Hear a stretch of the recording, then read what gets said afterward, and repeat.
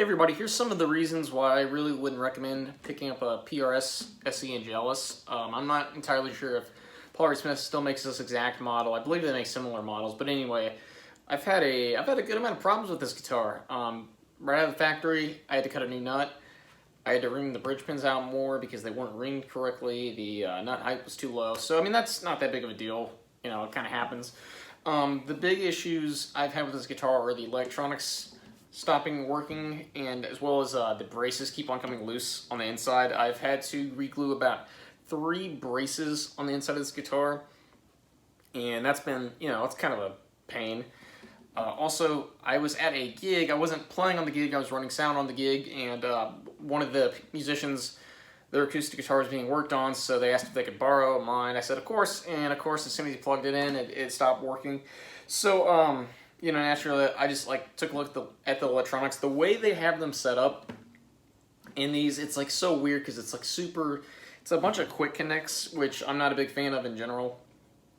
And they just a bunch of quick connects, and one of them just came loose because they kind of tied all the cables kind of in like a knot type thing, and there was a lot of like strain on them, which I think is a really flawed idea.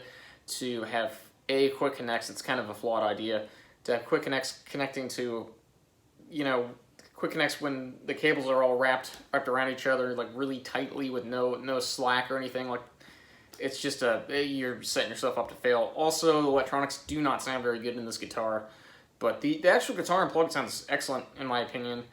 I'm keeping mine personally because I'm going to take this out. I'm going to gut the electronics, put an LR bags pickup in it, and I'm just going to take this unit out. I'm going to carve kind of like an oval shape in this, and I'm going to make like a rosewood, I think, ring, just so I can put that around there just to reinforce it. And I'm going to have like a second sound hole, you know, on the guitar, just so I can hear it like a little bit better when I'm just playing it around the house. But yeah, I'm not quite sure I'd recommend anybody really picking one of these up unless you're, you know, to work on guitars. Like I've been able to do all the work myself, so it's been not too bad owning this. But I just wanted to let everybody know in case anyone was thinking about picking one of these up. You know, you might run into some of these problems, and I don't know how much it would all cost if I had went to somebody and paid to have all this fixed. But I mean, I'm sure I'd be getting into territory price wise with repairs where I wouldn't be super comfortable with the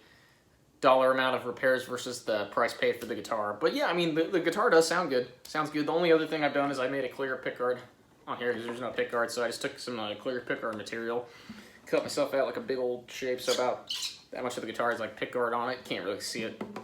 But yeah, so I mean, yeah, I've liked the guitar. It's good. The case also. The case it's pretty sturdy. My friend's cat peed in it, so I don't use it anymore. But the case, the handle broke on me, and I was carrying this guitar around a lot of places.